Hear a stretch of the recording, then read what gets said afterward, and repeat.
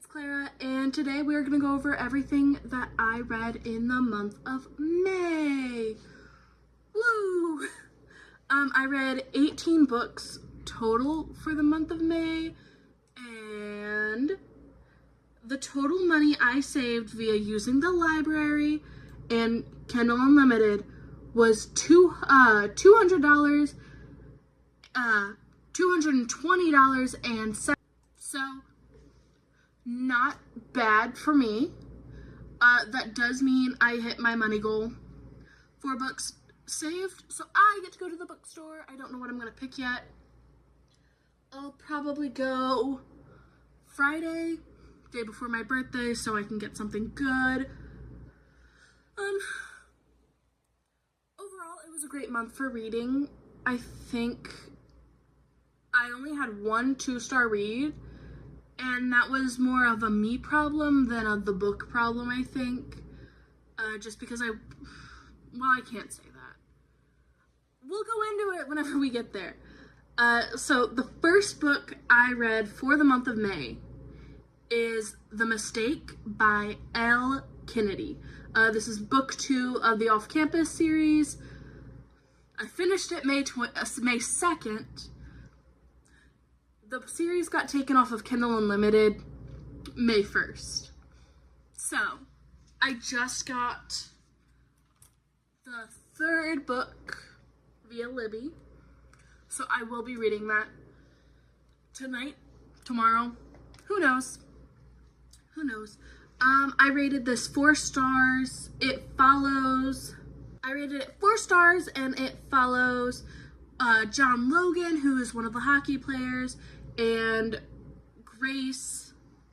John Logan is kind of this playboy character, and he meets Grace at a party, and they kiss, but it wasn't good enough, so then he is trying to deal with his crush for his best friend's girlfriend, and his new budding crush for Grace, where he feels bad because he has a crush on his best friend's girlfriend, so he doesn't know if he really wants to pursue this. Read it digitally using Kindle Unlimited. 4 stars. I really liked it. It was fun. It was cute. I don't exactly have my note on why I only rated it 4 stars. It was really cute, and I really like John Logan. I like John Logan more than I like Garrett. That's my unpopular opinion. I will admit that, because this one is lower rated than the first one. And I'm like, I rated the first one like 3.5, I think. But this one's the least popular of the 2. And then I went to the library. I grabbed The Testaments by Margaret Atwood. I have been obsessed with the show. Like, every single week I was ready. My friend and I were watching it and then talking about it. She got the last episode spoiled for her. Then I think she just read the book to compare it. Very different. I tried to compare the show and the book while reading, and I couldn't do it. I rated it 4.5 stars. I really liked it. It was a lot. It follows Aunt Lydia, Agnes, and Daisy.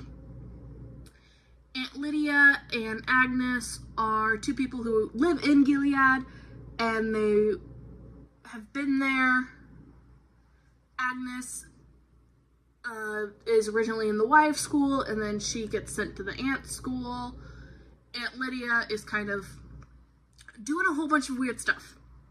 And then Daisy is coming in to Gilead after her parents pass away to kind of spy on Gilead, get information out. Wild Love by Elsie Silver. This is my first Elsie Silver book.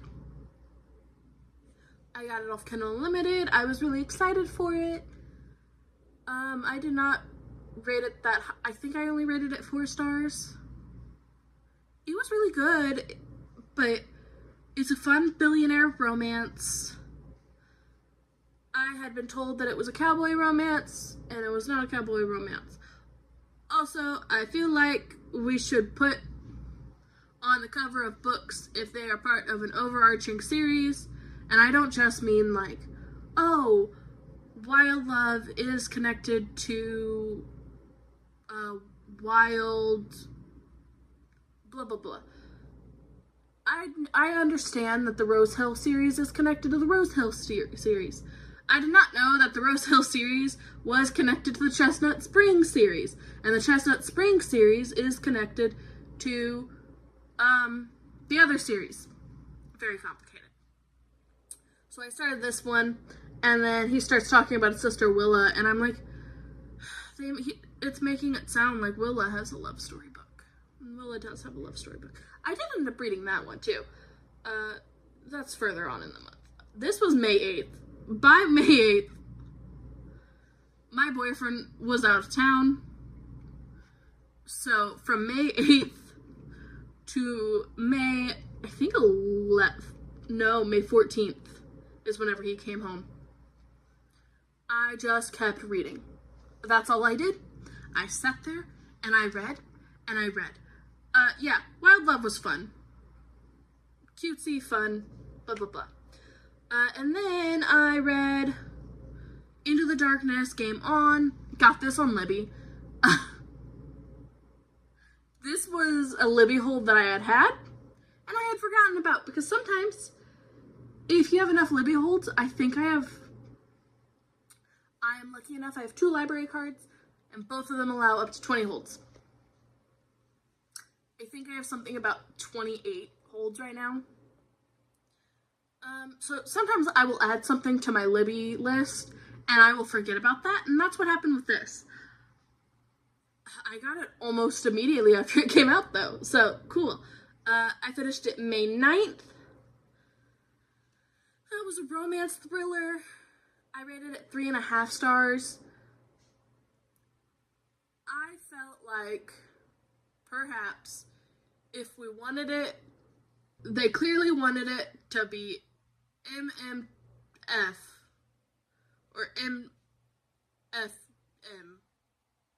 And I feel like we should have gotten the other perspective. We only got 2. If we wanted to commit to the 3, we should have gotten 3. But it's fine. Dark romance. She is a tattoo artist. Her family is really rich. He is hell-bent on getting revenge on his father. His father is friends with her family, so he blackmails her brother and then takes the blackmail off the brother and puts it on her that she will help him infiltrate the circle, telling her, oh yeah, it's for this poker game, but really he's just wanting to ruin his dad's life. Emotional. Weird. It was great. I liked it. It was just, if we're gonna commit to something, we should commit. Then I read The World of Lore, Wicked Mortals by Aaron Munke. I don't know how to say his last name.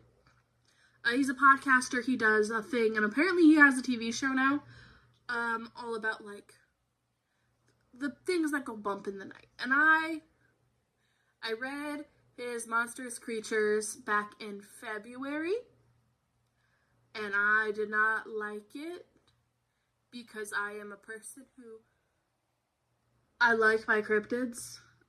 I look over that way, because I'm like, how close is it to the front of the closet?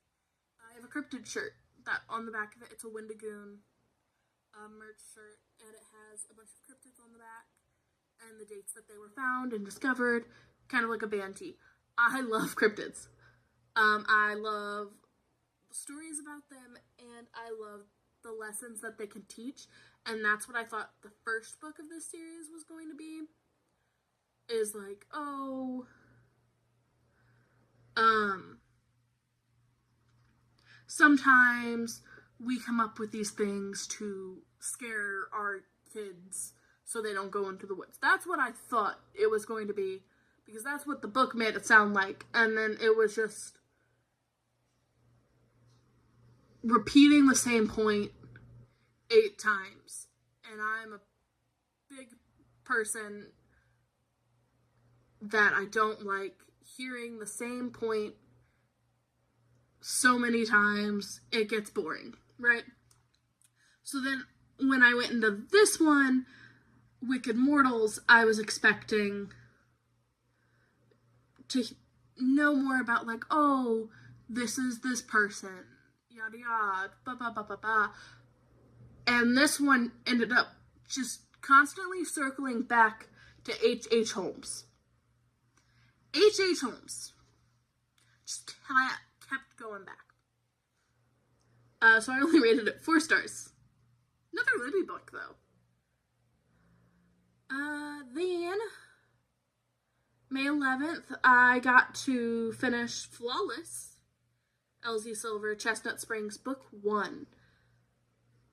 Rhett is a bull rider. He's in hot water because he came out and said he didn't like milk, which I can relate. But one of his sponsors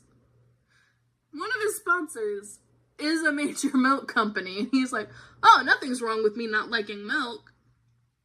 Forgetting that, well, probably not, because he was just making an offhand comment to somebody who was down with him in, like, the gate. And then Summer, it works at her dad's PR firm. Her dad is his agent. Her dad's like, oh, you can babysit him. Make sure he doesn't do anything stupid. So she babysits him, and they kiss. I rated it 4 stars. It was wild that they kissed, but I did like it. It also deals with his family doesn't really support him bull riding because they're ranchers, and they think bull riding is stupid. And I will get to that point in 2 books. 2 books. We'll get back to that point. The World of Lore, Dreadful Places, also by Aaron Monkey. When I looked up the pronunciation, because I did, and I put note on how to pronounce it, and it was weird. Okay? Because there was like 5 different pronunciations.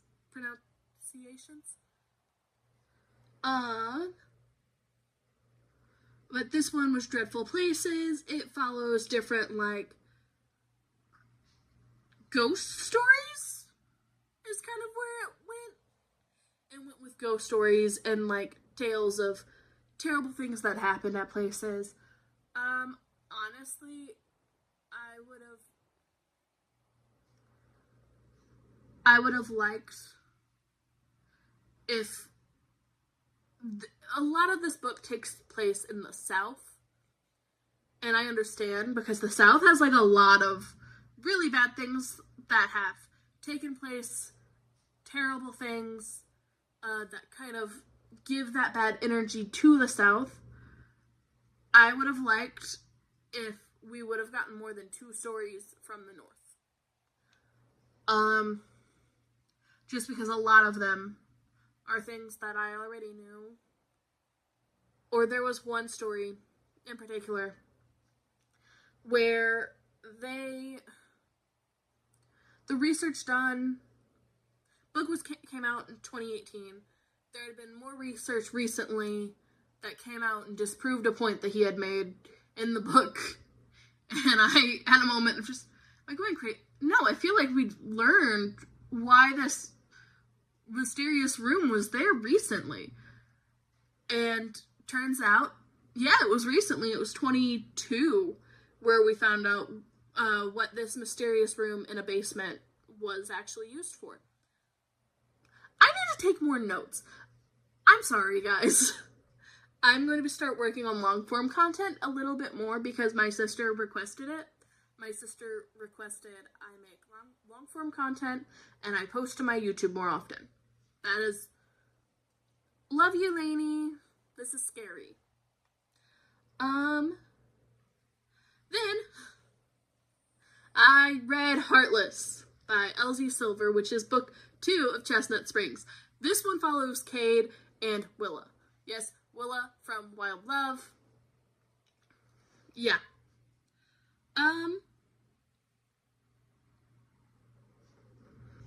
Cade needs a nanny.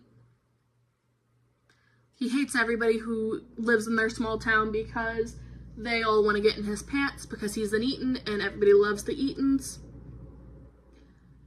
And so he kind of needs this help. Willa works at her brother's bar. She's taking time off. And then she comes and helps watch his son, and they fall in love. So she saves the president, and then she gets in a romantic relation. Well, eventually she does get in a romantic relationship with the first son. But it's one of those, like, teen romance books where it takes place so much in the 2000s. I am very upset that Avalon High, The Princess Diaries, and we didn't round it out with All-American Girl, because All-American Girl is mentioned in The Princess Diaries. Mia is sitting there and she's like, I didn't even do anything cool, like save the president of the United States like that one girl did. That's my Avengers moment. Yeah, but it's one of my favorite books. I need to go get a new physical copy of it because I've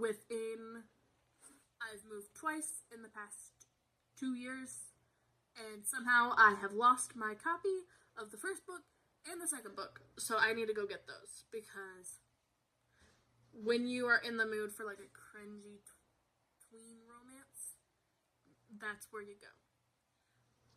Then, May 26th, I finished Powerless by Elsie Silver. Third Chestnut Springs book. I kind of described this one in my notes as almost incest, but not quite. Like, we're like teetering the line. Really weird age gap too. So when he's 16, Jasper gets kind of adopted into the Eaton family. The Eaton cousin, her name is Sloane, right? Maybe Sloane. She's a ballerina. She runs away from her wedding.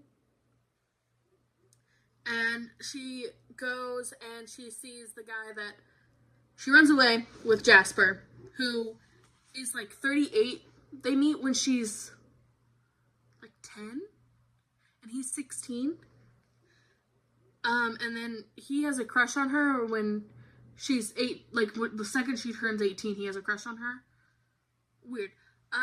But she runs away from her wedding because she's miserable and she hates the guy. Then there's a snowstorm and they have to take Violet, who is the youngest Eaton sister, whose book series is the other series. They have to take her hay because she doesn't like the hay there. Forced proximity, childhood best friends, that type of stuff. 3 stars because it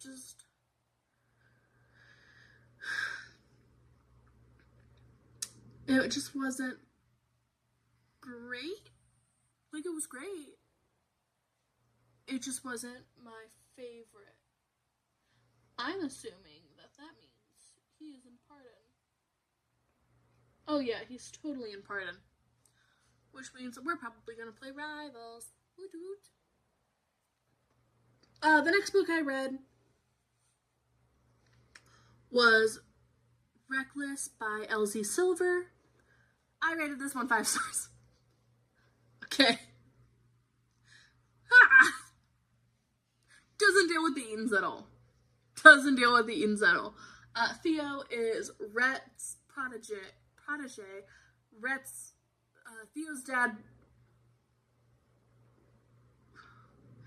Theo's dad mentored Rhett, so then Rhett turned around and mentored Theo. Theo is the main male protagonist, and the main female protagonist in this one is Winter, who is Summer's older sister. And also, yeah. If I was going into more detail on these books, I would tell all the drama, but yeah, what you need to know is Winter, Summer, Theo, Rhett. They have one night together. Oops, baby. She tries to contact him, and she gets a text message back that is just good for, like, it's not even, like, good for you. It's, what do you want me to do? No. Basically, someone texts her and is like, who cares? Right? And she is like, fuck you, I'll raise the kid on my own. So she does that. She raises the kid on her own. And then he comes back around when the kid is 9 months old and is like, whose baby is that? Because she's also in the middle of a divorce when they have their one night.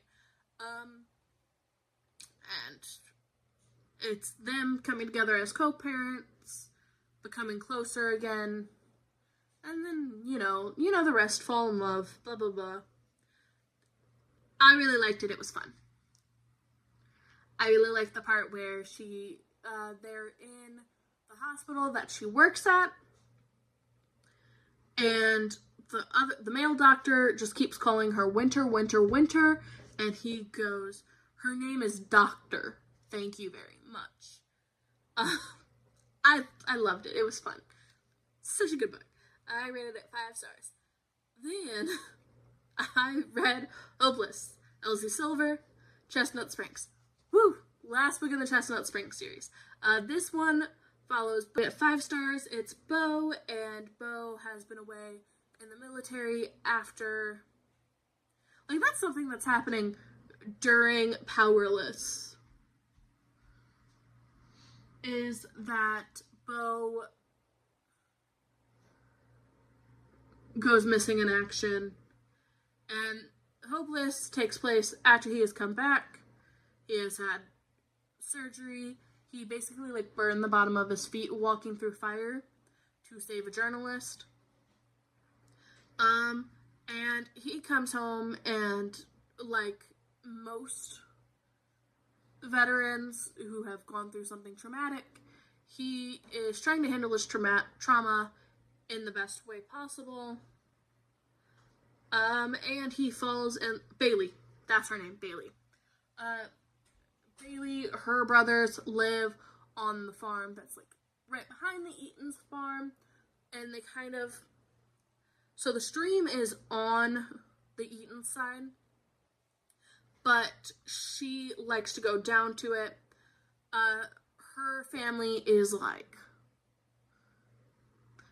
they're not really liked in the community because, the dad escapes jail, the brothers they drink all the time, and they do all this stuff. So she struggles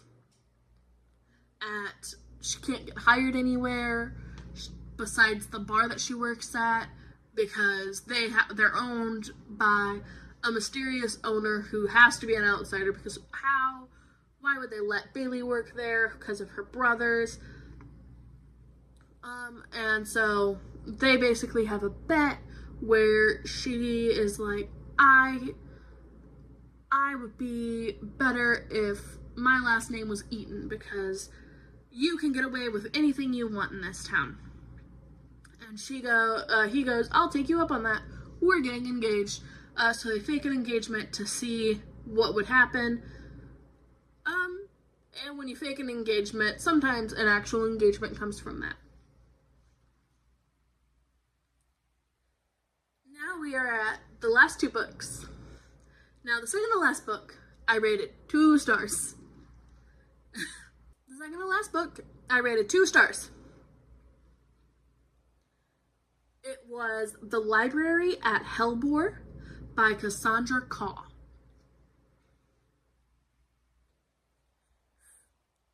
When I tell you the premise, you're gonna question my sanity. At a boarding school, all of these powerful kids are locked in the library and have to sacrifice one each night until only one person is left. They have to sacrifice each other to this deity, the librarian, and then they have to also sacrifice themselves to the staff. The staff wants to murder them.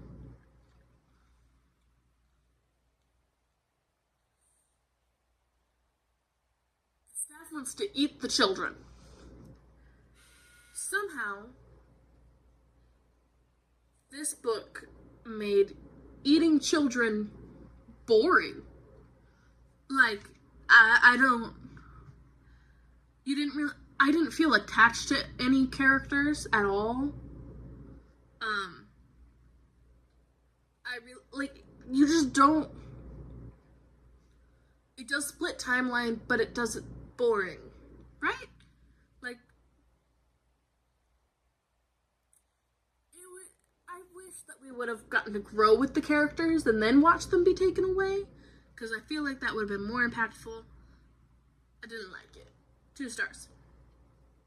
Then, I'm in my summer ween era. After I finish this one, I'm probably going to be reading horror up until October, because this is what I do every year.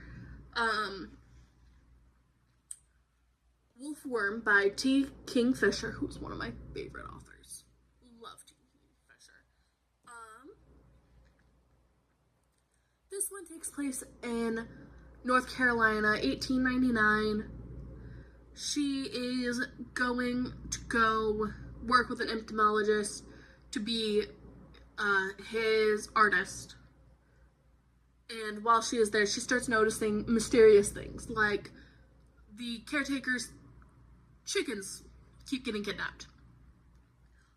He has a mysterious shed. This one is so good that I don't want to spoil it. It is 5 stars, horror. If you're squeamish about like bugs and stuff, don't check it out, but like, it was good. I really liked the religious aspect of it because it takes place in the South in 1899. So this is fresh off World War II. There's still like a lot of superstitions and stuff. It was such a good book, and I really do recommend it. Like I started off this video, I finished 18 books for the month of May with a total of $220.74 saved. If I save $200 on books by using the library, Libby, or Kindle Unlimited, I get to go to the library, to the bookstore. My local bookstore has really bad hours. I love them though. And so far for the month of June, I have read 5 books, and I'm already at $86 saved. I will probably be at more soon. Alright, so that was today's video. I'll try to start uploading here more. I just get really busy. But my little sister has requested I start posting. So that's that.